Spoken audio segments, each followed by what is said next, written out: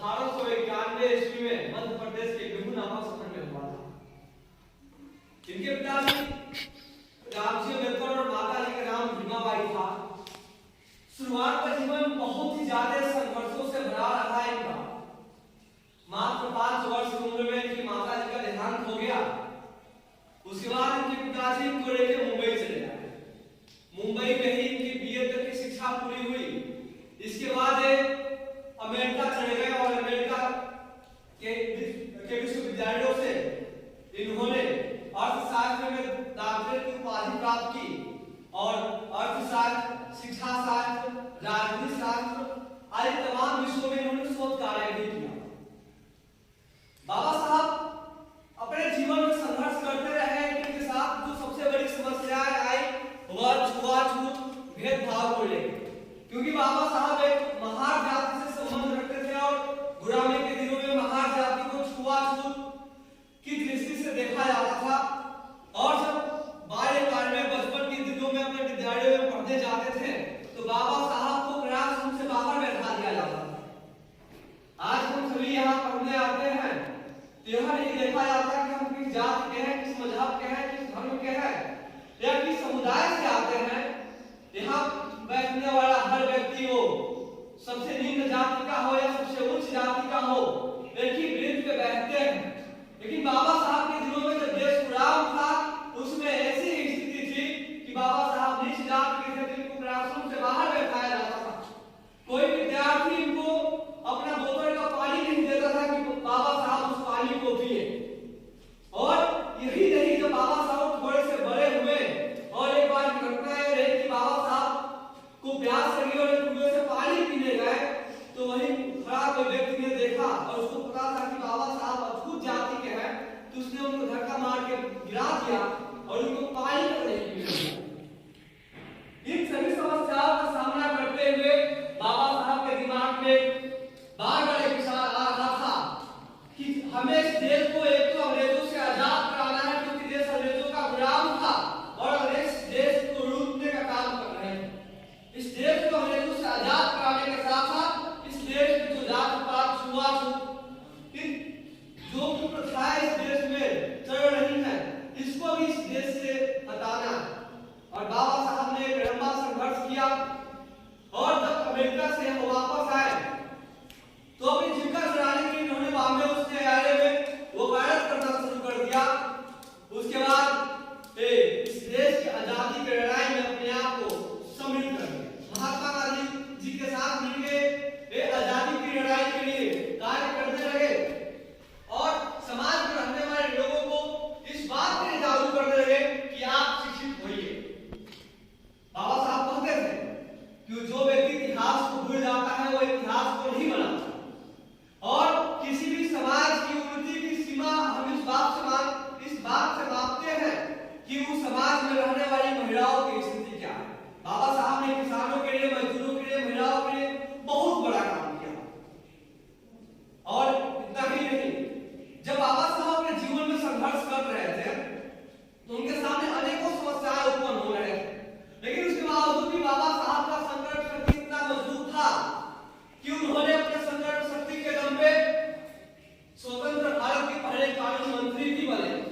लेकिन 1948 में बाबा साहब को शुगर हो गया था और 1948 से 1955 तक यह शुगर से, लेकिन उसके बावजूद भी उन्होंने इस आजाद भारत में बहुत बड़े-बड़े कार्यों को किया और अंततः 6 दिसंबर 1956 को बाबा साहब का मृत्यु हो गया। उसके बाबा साहब जैसे व्यक्ति कभी मरते नहीं है।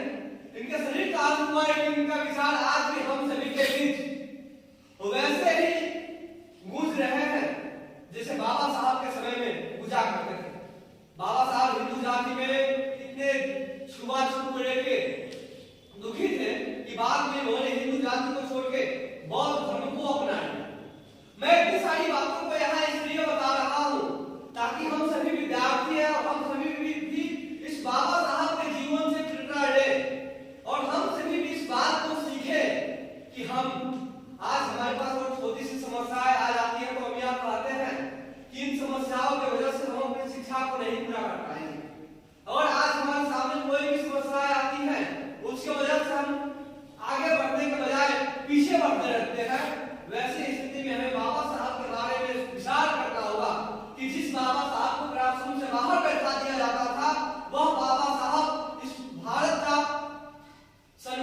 निर्माता बन गए, जो संविधान पूरे विश्व का सबसे बड़ा संविधान है। इस संविधान को बाबा साहब ने लिख डाला और किसी भी देश को चलाने के लिए एक नियम और कानून की आवश्यकता होती है, और संविधान एक ऐसा किताब होता है जिसमें वही नियम और कानून लिखे होते हैं। तो बाबा साहब ने संघर्ष किया, आज भी हम सभी को आवश्यकता है। किसी भी महापुरुष की जन्म जयंती या पुण्यतिथि मनाने का केवल मतलब इतना नहीं होता है कि हम महापुरुष के चित्र पे पुष्प अर्पित करें और थोड़े देर कोई व्यक्ति उनके बारे में कुछ विचारों को बता रहा तो वो उनके विचारों को सुने, लेकिन उसके साथ साथ हमारी जिम्मेदारी यह भी है कि अगर किसी व्यक्ति ने उस महापुरुष के बारे में हमें कुछ बताया है तो उसके विचारों के बारे में हम खुद विचार करें और वैसे महापुरुषों के बारे में अध्ययन करें। वर्तमान परिस्थिति में जिस तरह से नकारात्मक माहौल हमारे समाज में बना हुआ है, हमारे समाज के युवा दिग्भ्रमित हो रहे हैं, वैसे परिस्थिति में आवश्यकता है हम स्वयं को सकारात्मक बनाए रखें। स्वयं को सकारात्मक बनाए रखने के लिए सबसे अनिवार्य है वह ये कि हम अपने आप को शिक्षा से जोड़े रखें और शिक्षा से जोड़े रखने के साथ साथ ऐसे महापुरुषों के जीवनी को पढ़ते रहें। मैं भी आपकी जैसा विद्यार्थी हूँ, लेकिन कहीं ना कहीं मन में एक विचार आता है कि अगर हमारे अंदर अच्छे विचार हैं तो हमें अपने भाई बहनों के बीच में जाना चाहिए और अपने विचारों को साझा करना चाहिए।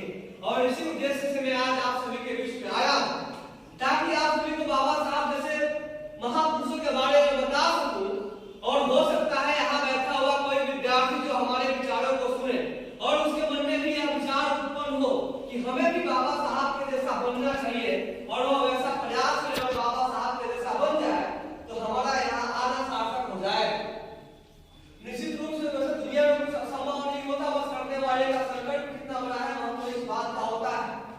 हर हकीकत में सपना ही होता है, और जब इंसान करते रह जाता है तो वह सपना हकीकत बन जाता है।